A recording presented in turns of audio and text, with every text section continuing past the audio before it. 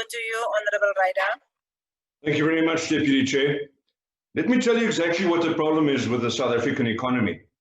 On the 24th of July, the Parliamentary Budget Office told the Appropriations Committee what government pays for a standard food parcel across the various provinces. In the Democratic Alliance-run Western Cape province, a food parcel costs 400 Rand.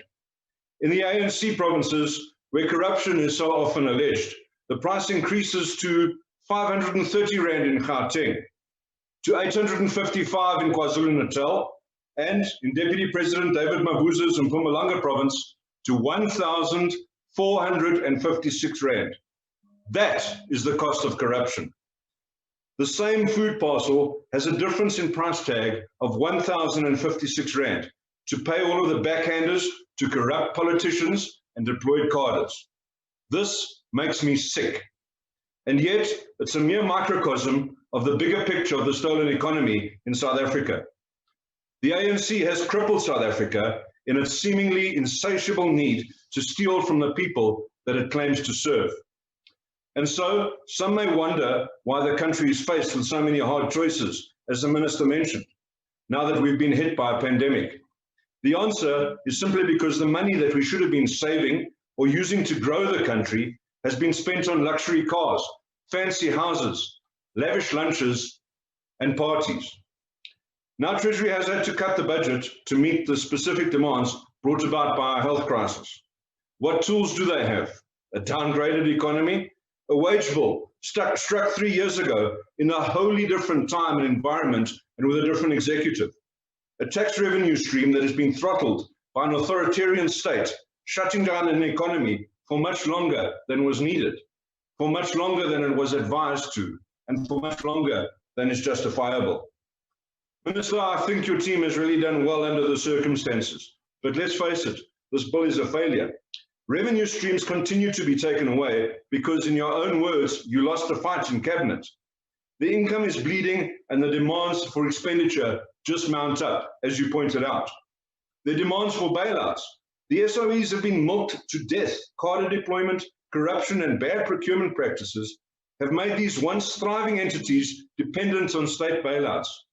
The goose that used to lay the golden egg is in ICU on expensive life support, and the medical aid was used to build a fire pool.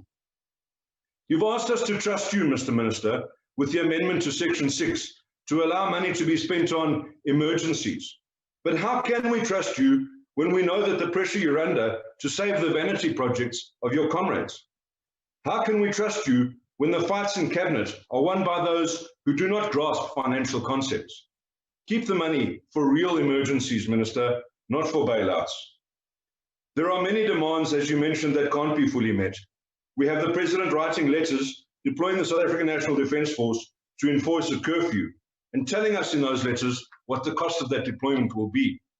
And yet, in the adjustment budget, the Defence Force, which already has an unfunded organogram, gets less than the additional costs of the deployment. But should we even be allocating more money on defence and the police than what we are allocating to health or economic revival? Should we be taking money away from education, including the infrastructure backlog grant, when the need is so great, especially for the supply for better infrastructure, for better sanitation? And the President says he wants to use the construction of infrastructure to lead us out of the economic crisis. Yet, almost every infrastructure project is having its budget cut in this bill. The fact is that this country is over-indebted. We have no choices left.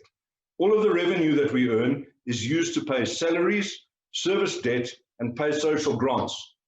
That's like the family budget, where the income of the family is only enough to pay the domestic, pay the credit card, and give granny and the kids some pocket money. Nothing's left for food. Nothing's left for fixing the roof or for building a new garage. Well, no need, because the car's about to be repossessed.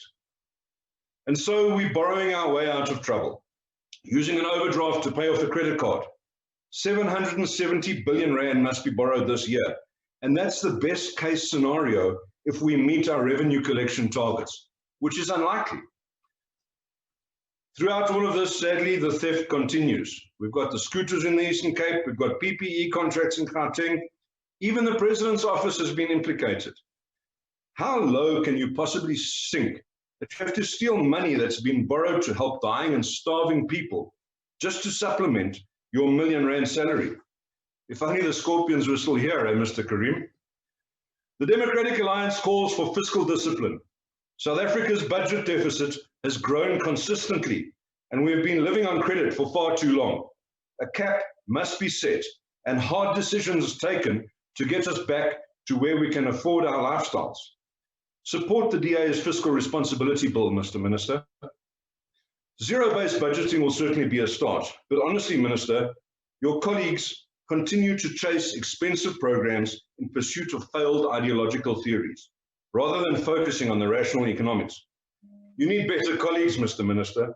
You need to start winning some of those fights in Cabinet. The Democratic Alliance proposes urgent action on the SOEs. The talk around restructuring Eskom and turning other entities around has just gone on for too long. The DA have got plans ready for implementation. We need change in order to survive. And then, of course, we need to ensure streamlined spending on the fight against COVID-19. Not spending on jackboots, but spending money effectively on health, on education, on infrastructure, and on ensuring that our economy recovers from this disastrous lockdown. But one of the most important things that the DA has done, will continue to do, and demands that government does, is to act harshly on corruption and malfeasance. Stop the stealing. Stop the rot. Make sure that corrupt cadres and their corruptors face the harshest penalties.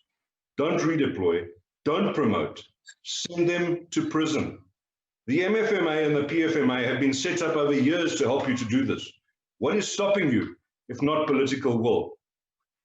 Every cent that is meant to be spent on South Africans must be carefully applied to benefit the people who rely on this government.